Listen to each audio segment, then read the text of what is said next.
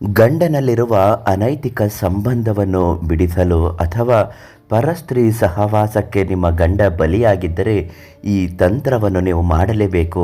ಇವತ್ತು ನೀವು ಮಾಡಲಿಲ್ಲ ಅಂದರೆ ಮುಂದೆ ದೊಡ್ಡ ಗಂಡಾಂತರಗಳು ಬರುವ ಸಾಧ್ಯತೆ ಕೂಡ ಹೆಚ್ಚಾಗಿರುತ್ತೆ. ನಿಮಗೂ ನಿಮ್ಮ ಮಕ್ಕಳಿಗೂ ನಿಮ್ಮ ಗಂಡ ಚಿಪ್ಪನ್ನು ಕೊಟ್ಟು ಇಟ್ಕೊಂಡಿರೋಳ ಹತ್ರ ತುಂಬ ಚೆನ್ನಾಗಿ ಬದುಕುವ ಸ್ಥಿತಿ ನಿಮಗಾಗುತ್ತೆ. ಖಂಡಿತವಾಗಿಯೂ ಹೇಳ್ತೀನಿ, ಆಸ್ತಿ ಪಾಲಾದರೆ ನಿಮಗೆಲ್ಲ ಬೇರೆಯವ್ರಿಗೆ ಪಾಲಾಗ್ಬಿಡುತ್ತೆ. ಆದ್ದರಿಂದ ಅನೈತಿಕ ಸಂಬಂಧ ಇರುವಂತಹ ಗಂಡನ ಪರಸ್ತ್ರೀ ಸಹವಾಸ ಬಿಡಿಸಲು ಈ ಒಂದು ಸರಳ ತಂತ್ರವನ್ನು ನೀವು ಮಾಡಿಕೊಳ್ಳಲೇಬೇಕು. ಅದಕ್ಕಿಂತ ಮೊದಲು ನೀವಿನ್ನೂ ನಮ್ಮ ಅದೃಷ್ಟಧಾರೆ ಚಾನಲನ್ನು ಸಬ್ಸ್ಕ್ರೈಬ್ ಮಾಡಿಲ್ಲ ಅಂದರೆ ಮೊದಲು ಈ ಕೂಡಲೇ ಸಬ್ಸ್ಕ್ರೈಬ್ ಮಾಡಿ, ವಿಡಿಯೋಗಳನ್ನ ನೋಡಿ. ನಿಮ್ಮ ಜೀವನದಲ್ಲಿರುವಂತಹ ಯಾವುದೇ ಒಂದು ಸಮಸ್ಯೆಗಳ ಶೀಘ್ರ ಮತ್ತು ಶಾಶ್ವತವಾದ ಪರಿಹಾರಕ್ಕಾಗಿ ಪ್ರಧಾನ ತಾಂತ್ರಿಕ ಕೀರ್ತಿ ಪ್ರಸಾದ್ ಗುರುಗಳಿಗೆ ಒಂದು ಕರೆ ಮಾಡಿ ಉಚಿತವಾಗಿ ನಿಮ್ಮ ಸಮಸ್ಯೆಗೆ ಪರಿಹಾರವನ್ನು ಹೇಳುತ್ತಾರೆ. ಇನ್ನು ಯಾವುದೇ ಕಾರಣಕ್ಕೂ ಗಂಡನ ಪರಸ್ತ್ರೀ ಸಹವಾಸ ಬಿಡಿಸಲೇಬೇಕಾಗತ್ತೆ. ಇಲ್ಲದಿದ್ದರೆ ಮುಂದೆ ದೊಡ್ಡ ಒಂದು ತಪ್ಪು ನೀವು ಅನುಭವಿಸುವ ದೊಡ್ಡ ಸಮಸ್ಯೆಗೆ ನೀವು ಸಿಲುಕಿಕೊಳ್ಳುವಂತಹ ತೊಂದರೆಗಳು ಎದುರಾಗುವ ಸಾಧ್ಯತೆ ಇದ್ದೇ ಇರುತ್ತೆ. ಅದಕ್ಕೆ ಏನು ಮಾಡಬೇಕು ಗುರುಗಳೇ?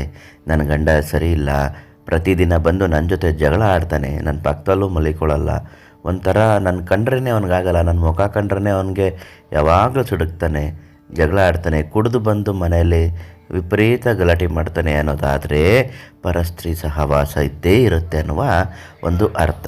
ಅವರು ಎಂದಿಗೂ ಯಾವತ್ತಿಗೂ ಕೂಡ ನಿಮ್ಮ ಜೊತೆ ಚೆನ್ನಾಗಿರೋಕ್ಕಾಗಲ್ಲ. ಯಾಕೆಂದರೆ ಬೇರೆ ಹೆಂಗಸು ಬಲೆ ಬೀಸಿರ್ತಾಳಲ್ಲ, ನಿಮ್ಮ ಗಂಡನ ಹತ್ರ ಇರುವ ದುಡ್ಡಿಗಾಗಿ, ಆಸ್ತಿಗಾಗಿ, ಅವನ ಹೆಸರಿಗಾಗಿ ಅವಳು ಅವನನ್ನು ಬಿಡಿಸಲಾಗದಷ್ಟು ಬಂಧನದೊಳಗಡೆ ಹಾಕಿಕೊಂಡಿರುತ್ತಾಳೆ. ಆದರೆ ನಿಮಗೆ ಯಾವುದೇ ಕಾರಣಕ್ಕೂ ಬರಬಾರ್ದು ಅನ್ನೋ ರೀತಿಯಲ್ಲಿ ಕೂಡ ಮಾಡ್ಕೊಂಡಿರ್ತಾರೆ. ಇದೆಲ್ಲ ಸರಿ ಹೋಗಬೇಕು ಅನ್ನೋದಾದರೆ ಮೊದಲನೇದಾಗಿ ನೀವು ಮಾಡಬೇಕಾಗಿರುವುದು ಎಲ್ಲ ದೀಪಗಳನ್ನು ಆರಿಸಬೇಕು. ಬೆತ್ತಲೆಯಾಗಿ ಕುಳಿತುಕೊಂಡು ನೀವು ಈ ಒಂದು ತಂತ್ರ ಮಾಡಿ, ಯಾರು ಮನೇಲಿ ಇರಬಾರ್ದು. ಒಂದು ದೀಪವನ್ನು ಹಚ್ಕೊಳ್ಳಿ. ದೀಪವನ್ನು ಹಚ್ಕೊಂಡು ಅದರ ಮುಂದುಗಡೆ ಬಿಳಿಯ ಕಾಗದದ ಮೇಲೆ ನಿಮ್ಮ ಗಂಡನ ಹೆಸರು ಮತ್ತು ಆಕೆಯ ಹೆಸರು ಮಧ್ಯದಲ್ಲಿ ಬರೀಬೇಕು. ಅದಾದ ಮೇಲೆ ಕೆಳಗಡೆ ನಿಮ್ಮ ಹೆಸರನ್ನು ಬರೀಬೇಕು. ಗಂಡ ಹೆಂಡತಿ ಇಬ್ಬರ ಮಧ್ಯಭಾಗದಲ್ಲಿ ಆಕೆ ಹೆಸರು ಇರಬೇಕು. ಆಕೆ ಹೆಸರಿಗೆ ನೀವೇನು ಮಾಡಬೇಕು, ಗಂಧದ ಕಡ್ಡಿ ಹಚ್ಕೊಂಡು ಸುಡುತ್ತಾ ಸುಡುತ್ತಾ ಬರಬೇಕು ಹೆಸರಿನ ಮೇಲೆ. ಅಂದರೆ ಸಂಪೂರ್ಣವಾಗಿ ನಾಶ ಆಗಿ ಸುಟ್ಟು ಹೋಗಬೇಕು ಅವಳು ಅನ್ನುವ ಅರ್ಥದಲ್ಲಿ.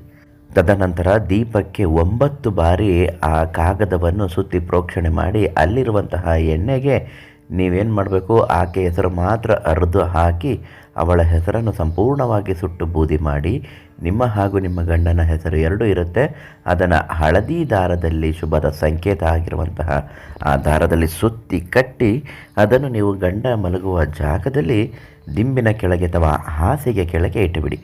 ಖಂಡಿತವಾಗಿಯೂ ನಿಮ್ಮ ಗಂಡನಿಗೆ ಪರಸ್ತ್ರೀ ಸಹವಾಸ ಏನಾದ್ರು ಇತ್ತು ಅಂದರೆ ಅದು ನಾಶ ಆಗೋಗುತ್ತೆ. ಹಂಗೂ ಒಂದು ವೇಳೆ ಇದು ಆಗ್ತಾ ಇಲ್ಲ ಗುರುಗಳೇ ಅನ್ನೋದಾದರೆ ಇದನ್ನು ಮಾಡುವ ಮೊದಲು ಪ್ರಧಾನ ತಾಂತ್ರಿಕ ಕೀರ್ತಿ ಪ್ರಸಾದ್ ಗುರುಗಳಿಗೆ ಒಂದು ಕರೆ ಮಾಡಿ ಉಚಿತವಾಗಿ ನಿಮ್ಮ ಸಮಸ್ಯೆಗೆ ಪರಿಹಾರವನ್ನು ನೀಡ್ತಾರೆ. ನಾಳೆ ಮತ್ತೊಂದು ಮಾಹಿತಿಯೊಂದಿಗೆ ಭೇಟಿ ಮಾಡ್ತೀನಿ. ಧನ್ಯವಾದ.